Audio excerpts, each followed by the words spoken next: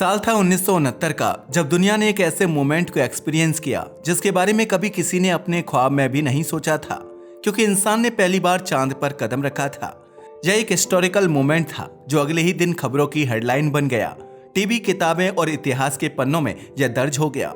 मगर यह प्रोग्राम केवल एक मिशन की कहानी नहीं थी, बल्कि यह शुरुआत थी दूसरी दुनिया में इंसान के पहले कदम की। बस फिर क्या था, इसके बाद नासा ने 3 सालों में बैक टू बैक 6 सफल मिशन चांद पर भेजे, और वो भी इंसानों के साथ।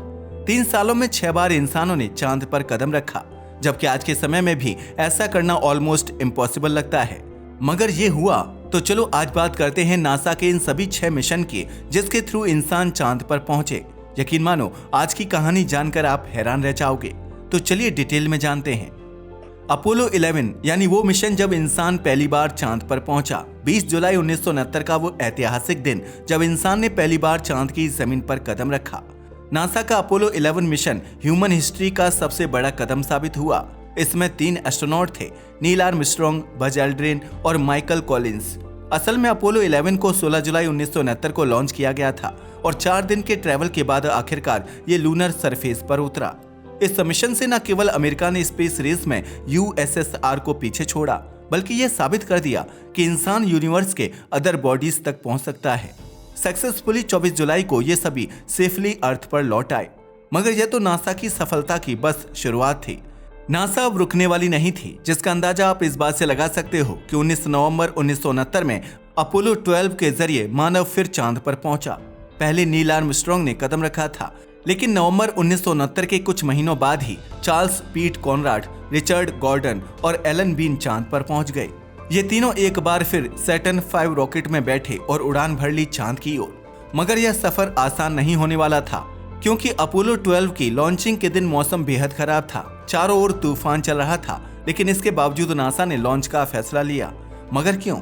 यह लॉन्च रोका जा सकता था, या इसे कुछ दिनों बाद किया जा सकता था। तो फिर नासा ने यह रिस्क क्यों लिया? ऐसा इसलिए क्योंकि खुद राष्ट्रपति निक्सन और उनकी पत्नी लॉन्च देखने फ्लोरिडा आए थे, और अगर लॉन्च टल जाता तो अगली उड़ान के लिए कई महीने इंतजार करना पड़ता।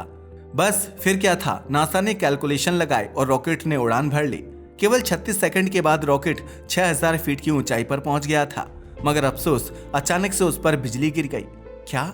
जी हाँ, पूरा कंट्रोल पैनल झंझना उठा, सिस्टम फेल हो गया और मिशन कंट्रोल ने अपोलो से संपर्क खो दिया।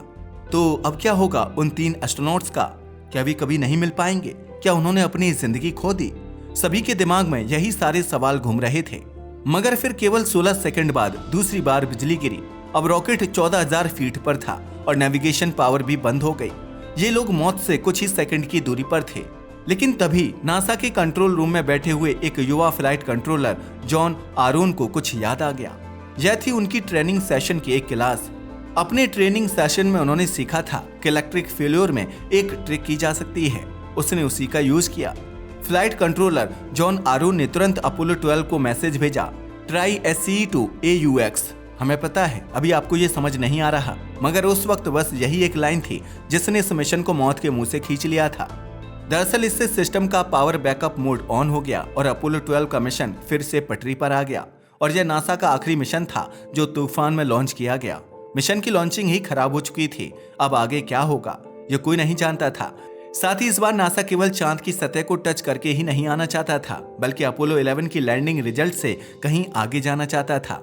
इसलिए उन्होंने एक खास टारगेट को चुन लिया था, जो था सर्वेयर 3, एक पुराना रोबोट जो 1967 में चांद पर उतरा था। अपोलो 12 ने चांद पर लैंड किया, और आप जानकर हैरान रह जाएंगे कि यह सर्वेयर 3 से केवल 180 मीटर की दूरी पर था। नासा ने साबित कर दिया कि हम इतनी पास भी चांद पर उतर सकते हैं। वैसे तो यह पूरा मिशन ही खास था, लेकिन अगर बात की जाए इसकी सबसे खास बात की, तो यह था रंगीन टीवी कैमरा, जिससे धरती के लोग पहली बार चांद को रंगों में देख सकते थे। मगर कुछ ही मिनट बाद एलन बीन ने गलती से कैमरा सीधे सूरज की ओर घुमा दिया, और फिर सब कुछ खराब हो गया। दरअसल ऐसा इसलिए क्योंकि ये तो आपको भी पता है कि चांद पर कोई एनवायरमेंट नहीं होता है, इसलिए सूरज की रोशनी वहां जहर की तरह तेज होती है, जिसकी वजह से कैमरे के सेंसर पार्ट तुरंत जल गए और धरती पर बैठे करोड़ों लोगों की स्क्रीन पर अंधेरा छा गया। आपको लगने लगा कि क्या एक बार फिर से मिशन के साथ कोई हादसा हो गया है, लेकिन टीवी ब्रॉडकास्ट भले ही खत्म हो गया था, मगर मिशन अभी भी जारी था। इसके बाद अपोलो 12 की टीम पहुंच गई सर्वेयर 3 के पास, उन्होंने इसके कुछ पुर्जे निकाले और यह पहली बार था जब इंसान चांद से किसी मशीन का टुकड़ा वापस लेकर आ रहा था। वैसे हम आपको बताना चाहेंगे, नासा ने इस मिशन के साथ केवल एस्ट्रोनॉट ही नहीं भेजे थे, बल्कि एक और बड़ी चीज भेजी थी, और वह थी ALSEP यानी Apollo lunar surface experiments package. हमें पता है, अब आप सोच रहे होंगे कि इस पैकेज में आखिर था क्या। वेल, इसमें था एक डिवाइस जो चांद के भूकंप यानी मून क्वैक्स को माप सकता था। मगर अब सवाल था कि यह टेस्ट आखिर कैसे किया जाए। अब एकदम भूकंप कैसे लाया जाए, तो फिर क्या किया जाए। पर तभी वैज्ञानिकों के दिमाग में ख्याल आया और उन्होंने अपने लूनर मॉड्यूल को ही चांद पर क्रैश करवा दिया। और जब वह क्रैश हुआ तो कुछ चौंकाने वाला सामने आया। पता है क्या?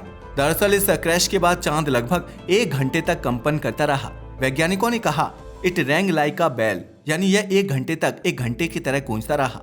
हमें इस बात का सबूत मिला कि चांद के अंदर की बनावट जितनी सॉलिड लगी थी वह उतनी है नहीं, और यह भी कि वह हमारी धरती की तरह एक कोर स्ट्रक्चर वाला हो सकता है। इन शॉर्ट कहा जाए तो अपोलो 12 एक ऐसा मिशन था जिसने न केवल टेक्नोलॉजी बल्कि इंसानी साहस की भी हदें तय कर दी थी। क्योंकि आप खुद सोच कर देखो, जो मिशन तूफान में लॉन्च हुआ था, जिसने चांद पर जाकर भूकंप ला दिया, आखिर वह कितना सफल मिशन रहा होगा। लेकिन ऐसा नहीं है कि अपोलो 12 के बाद चांद का यह सफर खत्म हो गया हो, क्योंकि अभी तो एक और मिशन जाना बाकी था जिसका नाम था अपोलो 13। वैसे 13 नंबर को ज्यादा शुभ नहीं माना जाता, इसे एक अशुभ नंबर कहा जाता है। और इस मिशन के साथ भी कुछ ऐसा ही हुआ। सफर के बीच में ही ऑक्सीजन टैंक फट गया, क्रू की जान पर बन आई। एक बार फिर दुनिया की नजरें टीवी पर टिकी थी। किसी को नहीं पता था कि ये लोग जिंदा वापस आएंगे भी या नहीं। अगर अपोलो 13 की बात की जाए तो 1971 में अपोलो को लगभग 1 साल बीत चुका था। अपोलो 13 की घटना के बाद नासा अब एक और मिशन के लिए तैयार था जिसका नाम था अपोलो 14। इस बार कमान संभाली एलन शेपर्ड ने। जी हाँ, वही एलन शेपर्ड जो अमेरिका के पहले एस्ट्रोनॉट थे और अब 47 साल की उम्र में चांद पर कदम रखने जा रहे थे। मगर उनका यह सफर आसान नहीं होने वाला था। जैसे ही यह मिशन चांद की ओर बढ़ा, एक सीरियस टेक्निकल प्रॉब्लम सामने आ गई। दरअसल कमांड मॉड्यूल और लूनर मॉड्यूल एक दूसरे से जुड़ नहीं पा रहे थे। 1, 2 या 3 नहीं बल्कि 6 बार कोशिश की गई, मगर इसके बावजूद भी डॉकिंग नहीं हो सकी। तब शेपर्ड ने एक बोल्ड डिसीजन लिया। वह जानते थे कि उनका यह फैसला अगर गलत साबित हुआ तो सभी की जान जा सकती थी, मगर उनके पास इसके अलावा कोई विकल्प था भी नहीं। उन्होंने इलेक्ट्रॉनिक सिस्टम को बंद किया और मैनुअल तरीके से बिल्कुल ल्यूक स्काईवॉकर की तरह डॉकिंग की, और इसमें वह सफल हो गए। और इतना ही नहीं, चांद पर उनका लैंडिंग पॉइंट लक्ष्य से केवल 87 फीट की दूरी पर था, और यह अब तक की सबसे सटीक लैंडिंग थी। और फिर आया वो पल जिसने सबका दिल जीत लिया। दरअसल उन्होंने यहाँ पहली बार चांद पर गोल्फ खेला। एक सैंपलिंग टूल के हैंडल पर 6 आयरन का सिर लगाया और उन्होंने दूर तक शॉट मारा। जहां अपोलो 13 ने नासा का सेल्फ कॉन्फिडेंस तोड़ा था, वहीं अपोलो 14 ने सेल्फ कॉन्फिडेंस लौटा दिया। इस बार लूनर मॉड्यूल में बेहतर लाइफ सपोर्ट सिस्टम था। साथ ही इसमें एक लूनर रोवर और एक बैटरी ऑपरेटेड व्हीकल था जो 90 किलोमीटर की रेंज और लगभग 13 किलोमीटर पर घंटे की स्पीड से चल सकती थी। इस मिशन ने चांद के लावा स्ट्रीम्स ऑफ माउंटेन्स, वॉल्केनोज को स्टडी किया और एक प्राइसलेस डिस्कवरी की जिसे कहा जाता है जेनेसिस रॉक। ये 4.18 अरब साल पुराना एक पत्थर भी था। इनफैक्ट यहीं पर उन्होंने गैलीलियो के प्रिंसिपल का प्रदर्शन भी किया। जब चांद पर एक फेदर एंड हैमर एक साथ गिराए गए तो दोनों बिना हवा के एक साथ जमीन पर पहुंचे। अगर अपोलो 14 की बात करें, अपोलो 14 नासा का 8वां मानव युक्त और चंद्रमा पर उतरने वाला तीसरा सफल मिशन था। इसे 31 जनवरी 1971 को लॉन्च किया गया और 5 फरवरी 1971 को चांद पर लैंडिंग की गई। इस मिशन का उद्देश्य था चंद्रमा की फरामोरो हाइलैंड्स नाम की जगह की साइंटिफिक स्टडी करना। ये वही जगह थी जहां अपोलो 13 को लैंड करना था, लेकिन वह मिशन फेल्ड रहा था। इस मिशन में 3 अंतरिक्ष यात्री शामिल थे: Alan Shepard commander, Edgar Mitchell lunar module pilot, Stuart RUSA command module pilot. Alan Shepard वही व्यक्ति थे जो अमेरिका के पहले अंतरिक्ष यात्री थे और अब वह चांद पर भी कदम रखने वाले पहले अमेरिकी नेवी एडमिरल बने। अपोलो 14 मिशन के दौरान शेपर्ड और मिचेल ने चंद्रमा की सतह पर 9 घंटे से अधिक का वॉक किया, 42 किलो चंद्र सामग्री यानी रॉक सैंपल्स इकट्ठा की और कई साइंटिफिक एक्सपेरिमेंट किए। शेपर्ड ने वहां गोल्फ भी खेला, जो आज भी एक यादगार घटना है। इस मिशन की सबसे बड़ी उपलब्धि यह थी कि वैज्ञानिकों को फिरामोरो की मिट्टी से चंद्रमा के इतिहास और उसके वॉल्केनिक एक्टिविटीज के बारे में अहम जानकारी मिली। अपोलो 14 सुरक्षित रूप से 9 फरवरी 1971 को धरती पर वापस लौट आया। फिर आया अपोलो 15, यानी वो मिशन जब चांद पर पहली बार इंसान रोवर लेकर पहुंचा। अपोलो 15 की बात करें तो नासा का नवा मानवयुक्त मिशन और चंद्रमा पर चौथा सफल लैंडिंग मिशन था। इसे 26 जुलाई 1971 को लॉन्च किया गया और 30 जुलाई 1971 को चांद की सतह पर लैंडिंग की गई। इस मिशन में पहली बार लूनर रोवर का इस्तेमाल किया गया, जिससे एस्ट्रोनॉट्स चंद्रमा की सतह पर दूर तक घूम सके। यह रोवर बैटरी से चलता था और इसकी स्पीड करीब 13 किलोमीटर पर आवर तक थी। इसमें 3 चीफ एस्ट्रोनॉट थे: David Scott commander, James Irwin lunar module pilot, Alfred Worden command module pilot. Scott और इरविन ने चंद्रमा की सतह पर 3 बार मून वॉक की, यानी कि टोटल 18 घंटे और करीब 17 किलो चंद्र मिट्टी और पत्थर इकट्ठा किए। उन्होंने हेडली एपिनाइन रीजन जैसी हार्ड सरफेस को भी एक्सप्लोर किया। अपोलो 15 ने चंद्रमा के जियोलॉजी को समझने में बहुत बड़ा योगदान दिया। इस मिशन में गैलीलियो द्वारा खोजे गए चंद्र पत्थर की पुष्टि हुई, जिससे चंद्रमा के इतिहास पर नई रोशनी पड़ी। 7 अगस्त 1971 को मिशन सक्सेसफुली धरती पर लौट आया। इसके बाद आया अपोलो 16।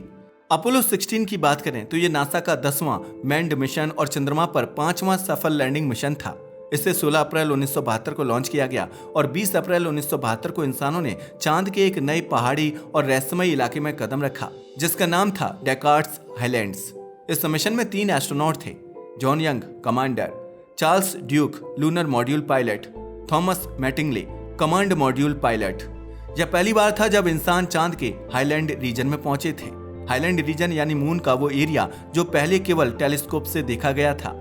यंग और ड्यूक ने चांद पर करीब 20 घंटे का एक्सप्लोरेशन किया, 3 बार मून वॉक की और 95 किलो से ज्यादा रॉक सैंपल्स इकट्ठा किए। इन्होंने वहां साइज्मिक, मैग्नेटिक और अल्ट्रावायलेट एक्सपेरिमेंट्स किए।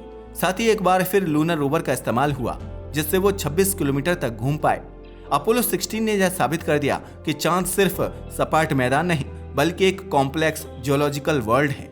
27 अप्रैल 1972 को अपोलो 16 धरती पर सक्सेसफुली लौट आया, ह्यूमन करेज एंड साइंस की जीत के साथ। अब बात करते हैं अपोलो 17 की, जो इंसान का आखिरी कदम था चांद पर अब तक के लिए। अपोलो 17 की बात की जाए तो ये नासा का 11th and last manned lunar mission था, जिसे 7 दिसंबर 1972 को लॉन्च किया गया। इस मिशन ने इतिहास में कई रिकॉर्ड बनाए और आज भी बनाए हुए हैं। इस टीम में थे यूजीन सर्नेन कमांडर, जो चांद पर चलने वाले आखिरी इंसान बने, हैरिसन समिट पहले जियोलॉजिस्ट जिन्हें चांद पर भेजा गया, और रोनाल्ड एवंस जिन्होंने कमांड मॉड्यूल में ऑर्बिट से सपोर्ट किया।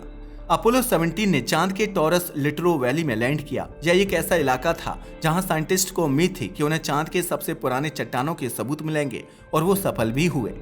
सर्नेन और समिट ने 22 घंटे से ज्यादा मून वॉक की और करीब 110 किलो मून रॉक्स वापस लाए। उन्होंने साइज्मिक टूल्स लगाए, सॉइल मैकेनिक्स टेस्ट किए और डीप स्पेस से आए कॉस्मिक रेज का भी अध्ययन किया।